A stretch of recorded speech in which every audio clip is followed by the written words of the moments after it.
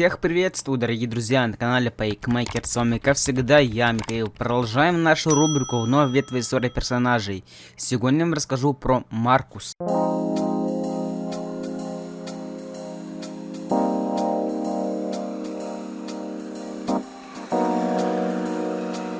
Маркус — один из трех главных героев Detroit Become Human и в целом главный герой игры. Это андроид РК-200, принадлежащий известному детройтскому художнику Карлу Мэдфренду. События выбрасывают его из привычной жизни, ведут к свободе и бунту. Во время игры он становится лидером девиантов и может направлять их либо в наследственно, либо в мирное восстание против человеческого угнетения, и таким образом решать будущее всего вида.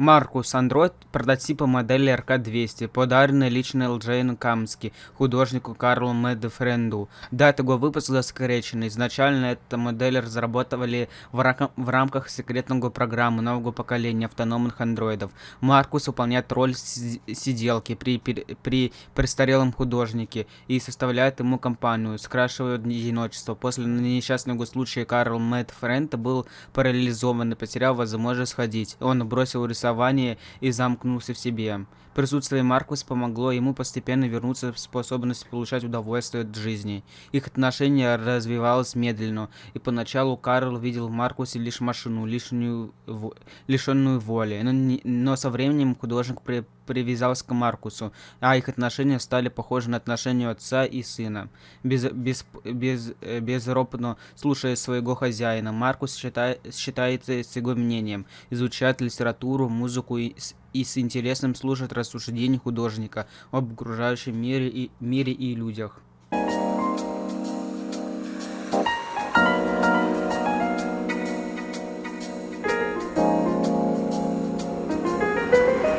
Марш свободы. Маркус застрелили полицейские. Маркус совершил самоубийство. Перепутье. Солдаты убили Маркуса. Перкнис убил Маркуса. Коннор убил Маркуса. Битва за Детройт. Смерть от рук Коннора. Смерть от рук Коннора. Коннор убил Маркуса на подступах к центру утилизации. Революция. Коннор убил Маркуса в магазине. Революция. Коннор застрелил Маркуса из толпы. Высвобождение центра утилизации. Демонстрация. Коннор выстрелил Маркусу в спину в освобожденном центре утилизации. Революция. Демонстрация. Смерть от рук Перкниса. Маркус принял предложение Перкниса и погиб в демонстрации. Смерть от рук солдата. Маркус получил слишком много ранений и отключился. Революция. Маркус убили солдата на подступах к лагерю. Революция. Маркус сдался солдатам и был убит. Революция. Маркус погиб, защищая свой народ. Демонстрация. Маркус погиб вместе со своим народом. Демонстрация. Смерть по другим причинам. Маркус совершил самосожжение. Демонстрация. Маркус совершил самоубийство в магазине. Революция. Маркус отключился, не приняв в сердце Норт. Революция. Приглашаю вас посетить Бусти. Вы увидите закадровые смешные нелепые моменты и узнаете о планах канала.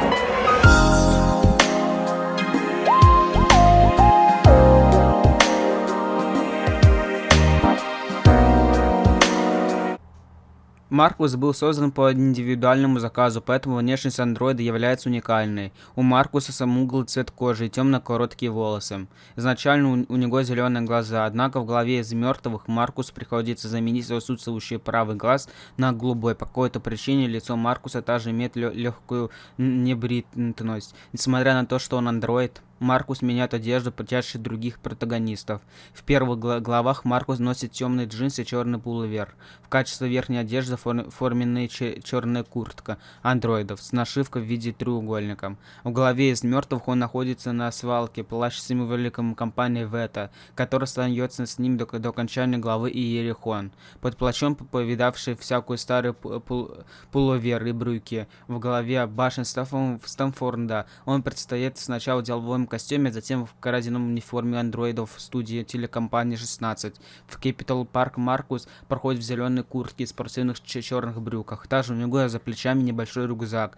В Марш Свободы Маркус начинает в сине-черно-белом балахоне с капюшоном и все тех же черных брюках. Наконец начинается перепутье, и до конца игры Маркус не расстается с длинным бежевым плащом, под которым носит серый свитер и светлые штаны.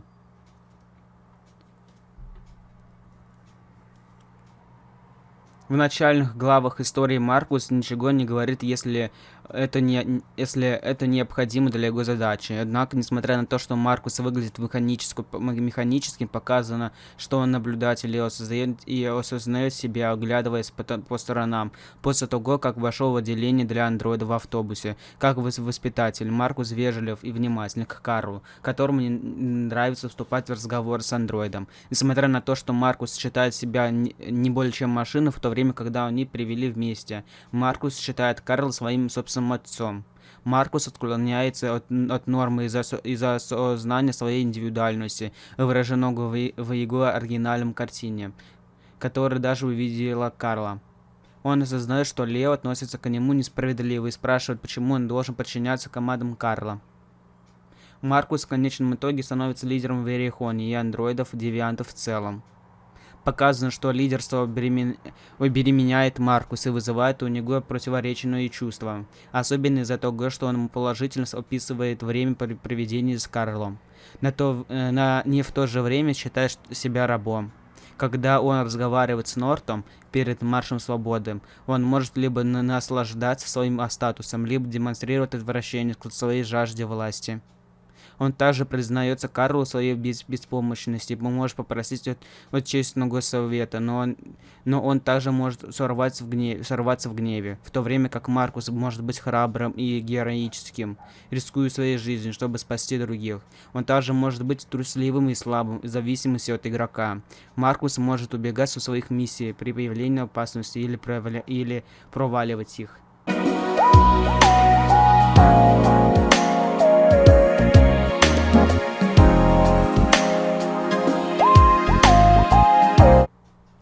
Главы Маркуса содержат несколько игровых показателей, характеристики, общеобщественное мнение и статус личных отношений с сообществом.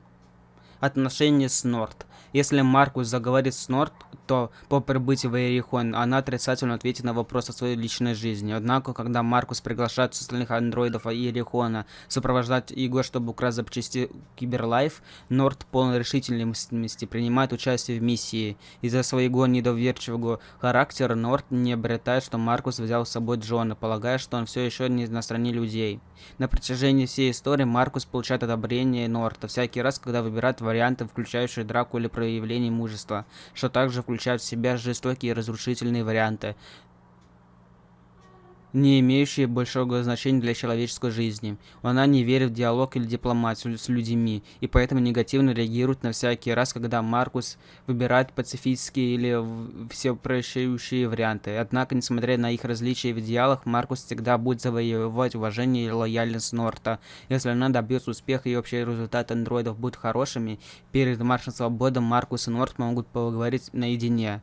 Маркус может выразить свои чувства, сомнения и неуверенность в своем руководстве. Он также может рассказать о своем прошлом с Карлом, что Норт ценит, но он также может дистанцироваться от нее. Если у Маркуса на данный момент позитивное отношение для дружбы с Норт, он может спросить ее о прошлом. Если Норт откроется влюбленными, Маркус и Норт могут обмениваться поцелуями на протяжении всей истории. В плохих концовках они могут умереть вместе или, сделав правильный выбор, праздновать свободу, независимо от того, являются ли Маркус и Норт друзьями или любовниками. Она выразит ему свою преданность и поддержку перед нападением на Иерихон.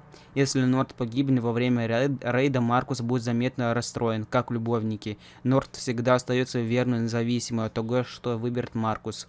Она присоединяется к Маркусу, выбирает ли он демонстрацию или революцию. В революцию она охотно отдаст свое сердце в качестве запасной части, если Маркус будет ранен. Маркус может отказаться от него из-за своей любви к ней. Если Маркус перетянет свое место лидера из-за неудачи, Норд возьмет верх и прогонит его. Если он решит вернуться и помочь андроидам во время рейда на Иерихон, она будет рада его возвращению и раскаяться, извинявшись за то, что сомневалась в нем. Если Маркус умрет в Марше Свободы и в Перекрестке, Норд займет лидерство, но покажет, что не уверен в своих способностях и думает, что Маркус был бы лучше на ее месте. Джош положительно реагирует на Маркуса, предлагая варианты пассивности и может быстро стать другом Маркуса. Однако, если Маркус выберет более жестокие методы обращения с людьми, такие как убийство или нападение на них, Джош становится враждебным по отношению к Маркусу. Однако, несмотря на то, что Джош не передаст Маркуса и не бросит Джерико, если ты спасешь Джоша, когда на Джерико нападут, ваши отношения с ним улучшатся.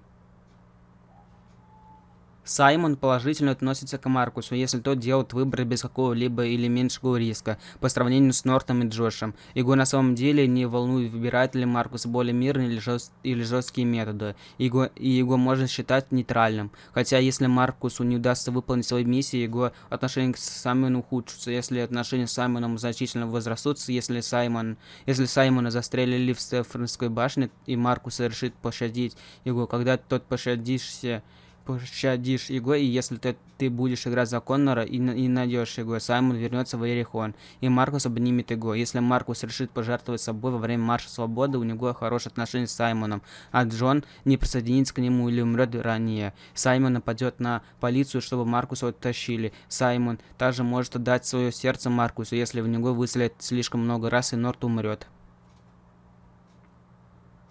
Карл был бывшим владельцем Маркуса. Маркус и Карла связывают близкие отношения. Маркус даже называет его папой, когда Карл умирает от сердечного приступа. Если игрок предпочитает терпеть нападки Лео, аналогично, если Маркус решил защищаться от Лео и впоследствии встречается с Карлом в ночи души, Карл может называть Маркуса своим сыном. Бесплатные игры в нашем сообществе реально? У тебя не хватает денег, чтобы купить желаемую игру? Мы поможем. Присоединяйся к нашему сообществу, чтобы не пропускать раздачи грандиозных игр нашего века. Ссылочка в описании.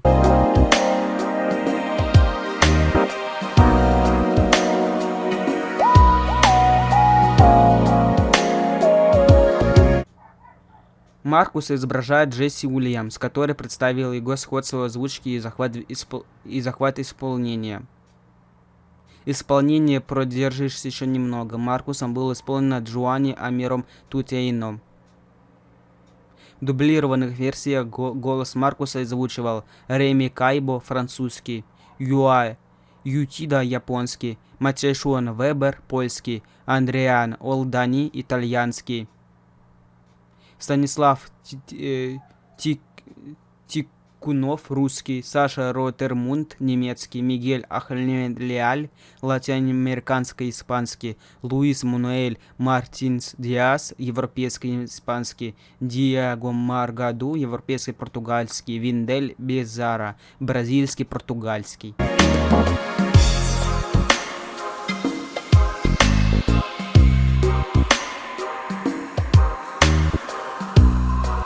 Маркус — единственный персонаж в игре, имеющий гетерохромию, пусть и искусственно приобретенную.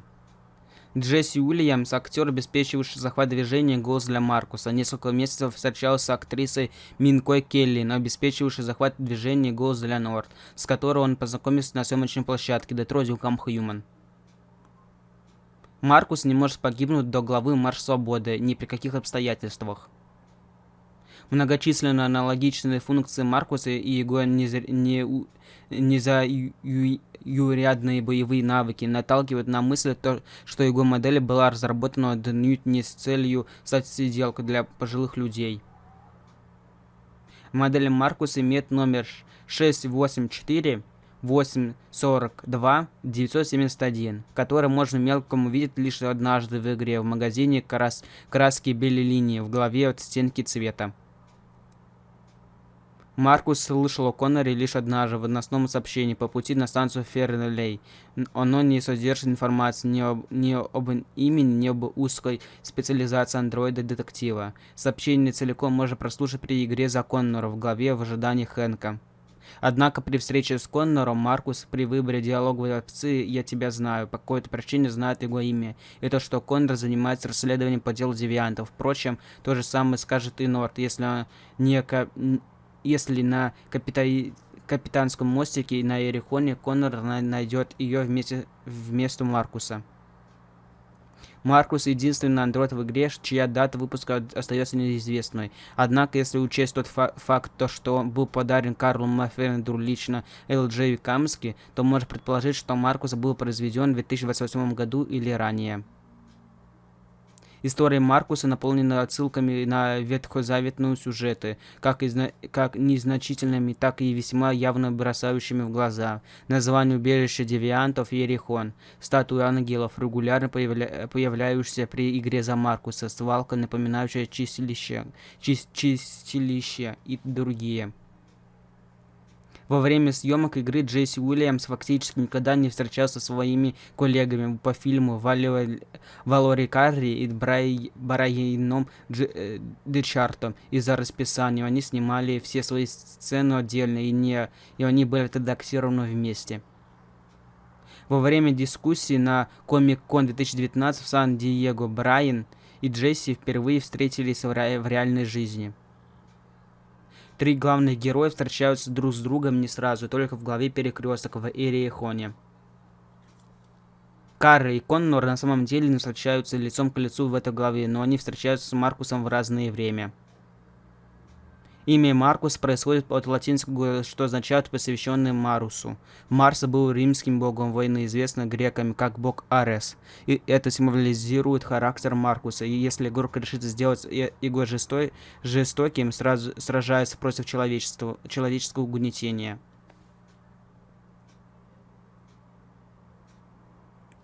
Его имя имеет еще одну символическую сторону, поскольку Маркус озвучил слово «Марк», что означает, что у него есть цель. Кроме того, он оставляет след на людях и андроидах по мере развития своей сюжетной линии. Спартак Махматан Ганди, Малькольм Икс и Мартин Лютер Кинг-младший послужили источником вдохновения для Маркуса, особенно их подход к угнетению как лидера. Это также привело к тому, что фанаты дали ему прозвище Робо-Иисус. Кроме того, предыстория Спартака похожа на историю Маркуса. Один из лозунгов, который может использовать Маркус, это ссылка на публичную речь. «У меня есть мечта», произнесенную Мартином Лютером Кингом-младшим. В отличие от вышеупомянутых лидеров, игроку решать, будут ли Маркус убить за то, что он верит. Роль Маркуса вскоре как единственного главного героя игры, поскольку он является лидером группы, ведет гражданскую войну против людей. В то время как роль Кары больше как второстепенного персонажа игры, несмотря на то, что она и Маркус не особо взаимодействуют. В то время как роль Коннора больше как антагониста, а иногда и антигероя. Он может быть антагонистом, присоединился к Маркусу. В голове художника Маркус может выбрать для чтения книгу из библиотеки Карла Мэтференда. Игроку предполагаются три варианта: Республика Платона, Макбет, по стратегиям Уильяма Шекспира, оды Джона Китца. Изначально планировалось, что любовным увеличением Маркуса станет человеческая душевная девушка по имени Райли. Концепт-арт показывает, как он помогает Райли переехать в квартиру на цветочном магазине в Ферделине и ухаживать за ее ребенком. Уникальный NPC VN500 Android Workers для цветочного магазина все еще можно найти в списке моделей. Романтическая линия поведения Райли и его внешность в конечном итоге была объединена с сюжетом линии Марлы, светловолосой модели Трейси, которая была его спутницей в Джерико, сформированного персонажа, известного сегодня как Норт. Маркус продолжает тенденцию Дэвида Кейнджа использовать главных героев беглецов в своих играх. Другими являются Лукас Кейн в Грацию Ферингент, Итан Марс в Сильный ливень и Джоши Холмс за гранью две души. Если Маркуса убьют, то Ночи Души Нор станет новым лидером девиантов. Когда Коннор просматривает досье Маркуса в ожидании Хэнка, его фотографии не отображаются, как у большинства андроидов в досье. Это может быть, потому что модель Маркуса является прототипом, поскольку это показывает, что это неизвестная модель и серийный номер. Коннор не поминается и не спрашивает Камски о передаче андроида Карлу в знакомстве Камски, несмотря на тот факт, что Карл или Лео Мейфренд, если Карл погиб в сломленном, был бы ключевым свидетелем причинам отклонения Маркуса. И на этом история про Маркус подходит к концу. Всем спасибо за просмотр. Не забывайте планетизм, который вы видите прямо сейчас на ваших экранах, а именно лайк, колокольчик и подписка на канал. С вами был Михаил с канала Пайкмейкер.